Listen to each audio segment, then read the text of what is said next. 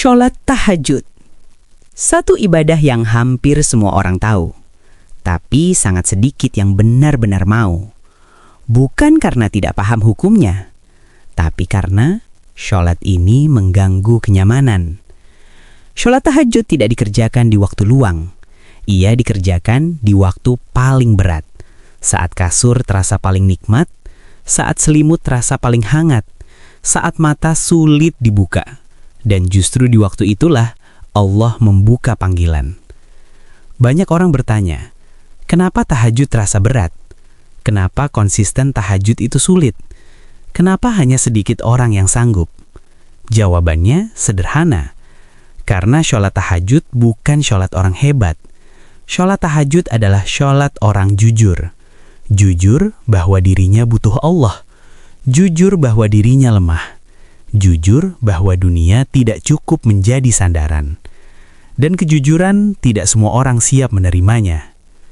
Hari ini banyak orang rajin ibadah, rajin sholat wajib, rajin kajian, rajin berbagi. Tapi tahajud masih ditunda, masih menunggu waktu, masih menunggu lapang. Padahal tahajud tidak menunggu hidup kita rapi. Tahajud justru datang saat hidup kita berantakan. Sholat tahajud bukan solusi instan, bukan jalan pintas, bukan jaminan dunia langsung berubah. Kalau kamu datang ke tahajud dengan niat ingin hidup cepat enak, biasanya kamu tidak akan kuat lama. Karena tahajud tidak memanjakan, tahajud membersihkan, dan proses bersih-bersih selalu terasa tidak nyaman. Mari kita luruskan pelan-pelan. Apa sebenarnya sholat tahajud itu? Sholat tahajud adalah sholat sunnah malam yang dikerjakan setelah tidur. Itu poin penting. Bukan sekedar sholat malam, tapi sholat setelah kamu meninggalkan kenyamanan. Setelah tubuh beristirahat, lalu kamu bangun. Bukan karena alarm, tapi karena panggilan iman. Rasulullah SAW tidak pernah meninggalkan tahajud. Bahkan saat kaki beliau bengkak karena lamanya berdiri. Padahal beliau sudah dijamin syurga. Lalu kita bertanya, kenapa Rasulullah yang sudah dijamin syurga masih tahajud? Karena tahajud bukan tentang takut neraka saja. Tahajud adalah bentuk cinta. Cinta yang membuat seseorang rela bangun malam. Cinta yang membuat seseorang ingin berlama-lama. Cinta yang tidak butuh saksi, karena tidak ada yang melihat kecuali Allah. Tahajud bukan sholat pamer. Tidak ada tepuk tangan, tidak ada pujian, tidak ada story. Tidak ada yang tahu kecuali langit. Dan justru karena itu nilainya tinggi. Allah menyebutkan dalam Al-Quran bahwa di sepertiga malam terakhir Allah turun ke langit dunia. Bukan karena Allah butuh kita, tapi karena kita yang butuh Allah. Dan Allah membuka pintu di waktu paling sunyi. Bayangkan ini, dunia sedang tidur, lampu-lampu mati, suara mereda, aktivitas berhenti.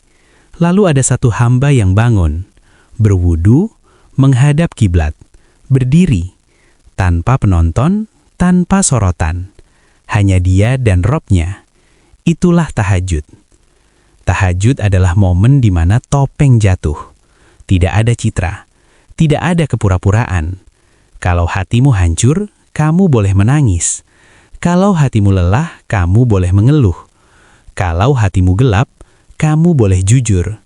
Karena Allah tidak meminta kamu terlihat kuat. Allah meminta kamu datang apa adanya. Itulah esensi tahajud.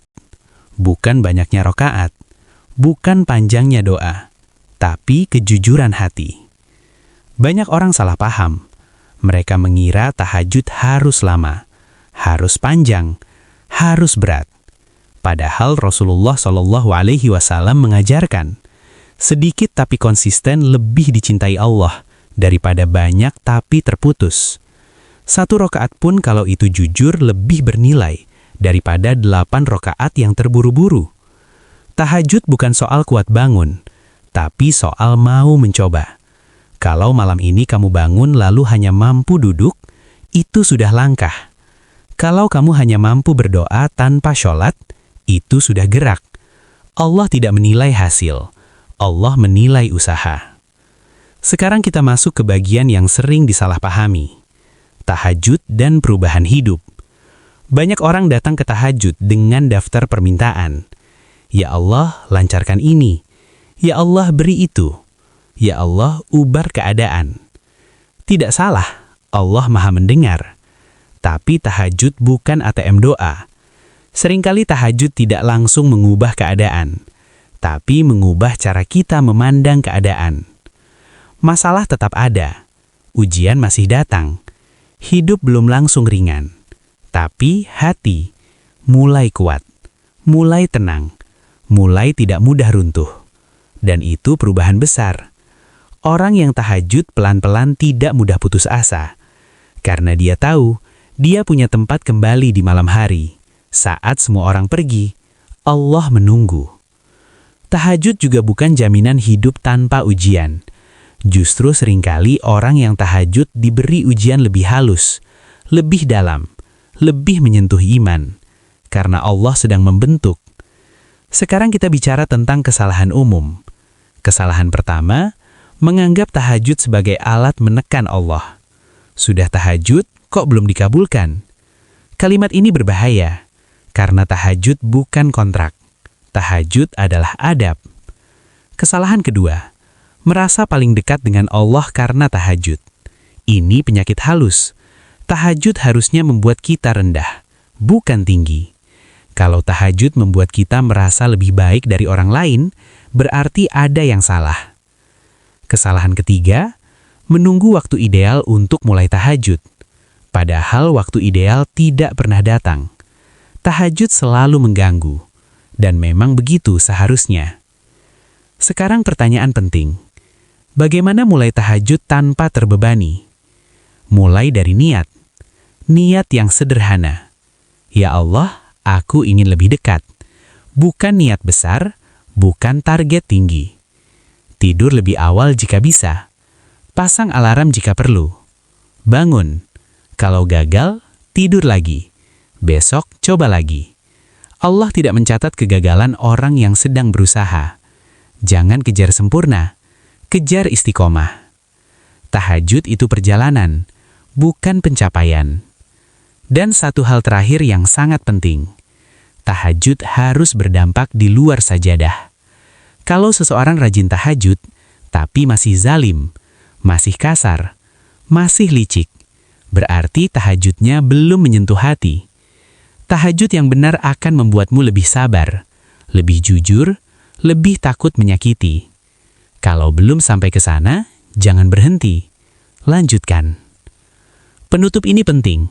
Dengarkan pelan-pelan. Tahajud bukan sholat orang suci. Tahajud adalah sholat orang yang ingin diperbaiki.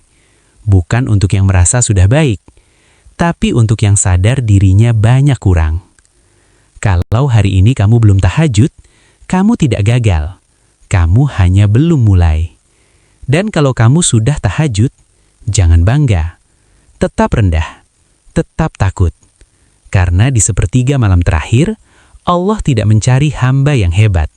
Allah mencari hamba yang jujur datang. Kalau kamu mau, tulis di kolom komentar. Apa yang paling berat saat ingin tahajud? Bukan untuk dinilai, tapi supaya kita sadar kita tidak sendirian.